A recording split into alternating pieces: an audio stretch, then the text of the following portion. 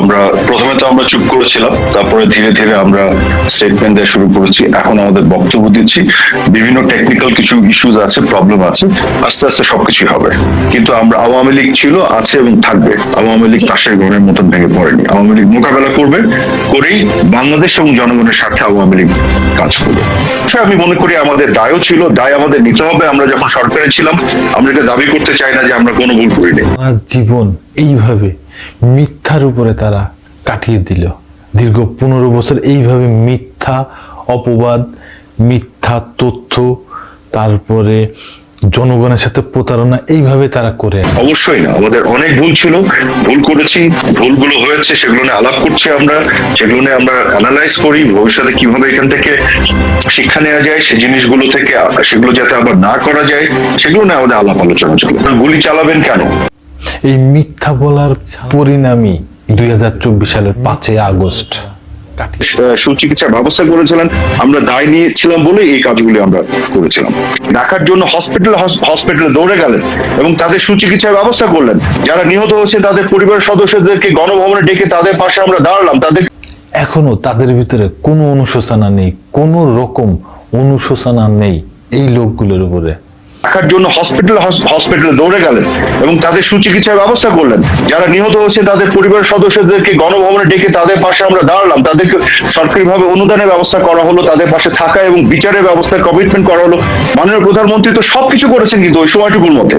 কিন্তু এমন যে একটা বিশাল ষড়যন্ত্র যেভাবে আমাদের ঘাড়ের উপর এসে পড়লো, মানে এত অল্প সময়ের মধ্যে এত কিছু ঘটে যাচ্ছিল এবং মানুষের মনকেও আসলে বিভিন্নভাবে চারিদিক থেকে প্রচার প্রপাগান্ডা করে বিষে তোলা হলো, যেটা সত্যি কথা। আপনি যদি বলেন ব্যর্থতার কথা, ওখানেই আমাদের সবচেয়ে বড় ব্যর্থতা ছিল। কিন্তু তখন আমি যতটুকু জেনেছি, পরবর্তীতে ওনাকে অনেকটা ফোর্স করে, অনেকটা জবরদস্তি জোর করে ওনাকে হেলিকপ্টারে ওঠানো হয়েছিল, নিয়ে যে দেশের বাইরে পাঠিয়ে দেওয়ার একটা বিষয় ছিল। কিন্তু উনি কিন্তু শেষ পর্যন্ত উনি টুঙ্গিপাড়ায় চলে গেছেন, দেশ ছাড়তে উনি চান। এবং এটা যেটা বলা হচ্ছে যে উনি দেশ ছেড়ে চলে গেছেন বা পালিয়ে গেছেন, যে শব্দগুলো ব্যবহার করা হচ্ছে না, ভবিষ্যতে এগুলো বের হবে। উনাকে জোর করে বাধ্য করা হয়েছিল। দেখেন দর্শক বন্ধুরা, এতক্ষণ তো আপনারা দেখলেন ইনি আওয়ামী লীগের একজন বড় মাপের নেতা, পরবর্তীতে উনি মন্ত্রীও হয়ে গেছেন।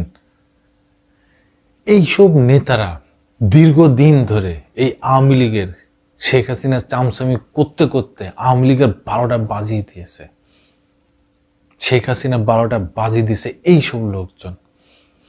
আমি তো এতদিন মনে করেছি যে ওবায়দুল কাদের হচ্ছে মহা দালাল, মহা তেলবাজ, কিন্তু না, তার থেকেও বড় তেলবাজ হচ্ছে এই যে আরাফাত সাহেবের মতো লোকজন। আরাফাত আবার সাহেব দেখেন, ইনি কিন্তু বলেছিল যে বাংলাদেশের প্রশাসনের কাছে, পুলিশের কাছে এত গুলি আছে যে 5 মিনিটে সব ঠান্ডা করে দেওয়া যাবে। এখন উনি বলতেছে গুলি চালাইতে বলছে কে? তাহলে ওই সময় উনি এই কথা বললো কি করে, উস্কানি দিল কি করে? এইসব লোকজনের জন্য আওয়ামী লীগের আজকে এইসব দশা। একটা প্রাচীন দল, ঐতিহাসিক দল, পাশ্চাত্যের দল, কি গণতন্ত্রের দল, তারপরে চেতনার দল, মুক্তিযোদ্ধার দল, কত তকমা, কিন্তু এই সব কিছু ধূলিসাৎ করে দিয়েছে এই ধরনের ব্যক্তিরা, যারা আওয়ামী লীগের সারাদিন তেল দিত। তারা আজকে এই নেতাদের জন্য আওয়ামী লীগ ভয়ঙ্কর রকম বিপদে।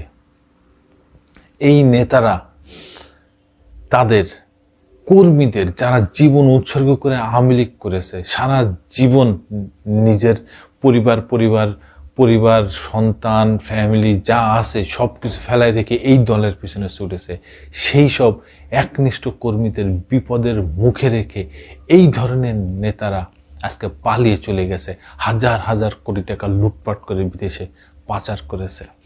তারা এখন পলাতক থাকা অবস্থায় কিভাবে এই ধরনের মিথ্যা ভুল তথ্য ছড়িয়ে বেড়াচ্ছে, কিভাবে পালালো এরা বাংলাদেশ থেকে, এটা খতিয়ে দেখা দরকার। এবং এরা যেখানে থাকবে সেখান থেকে ধরে নিয়ে বাংলাদেশের আইনে বিচার করার দরকার।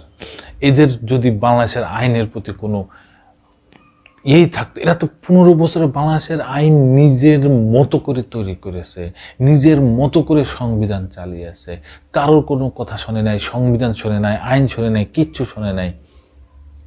নিজেরা মহারানী হয়ে শেখ হাসিনা বসেছিলেন, আর তার এই যে এই তেলবাজ মন্ত্রী এমপিরা আজকে দেখেন যেই কর্মীদের নিয়ে তারা এত করে, সেই কর্মীদের বিপদের মধ্যে রেখে তারা পালিয়ে চলে গেল। আরে ভাই, কর্মী বন্ধুরা একটু বোঝার চেষ্টা করেন, কোন নেতা দেখেন এইসব নেতারা এখনো এইভাবে পালাতক থাকা অবস্থায় মিথ্যা ছড়িয়েই যাচ্ছে, মিথ্যা বলেই যাচ্ছে।